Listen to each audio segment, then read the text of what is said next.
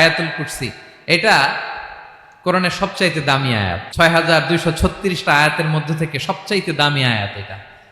আযম আয়া ফিল কোরআনিল কারীম, আল্লাহর কোরআনের সবচাইতে দামি আয়াত, the greatest verse in the কোরআন।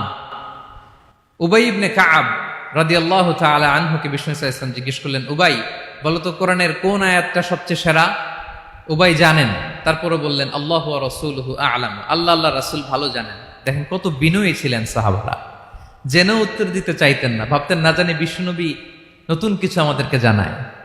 বিষ্ণুনবী আবার বললেন, তুমি কি জানো কোরআনের সবচেয়ে শ্রেষ্ঠ আয়াত কোনটা?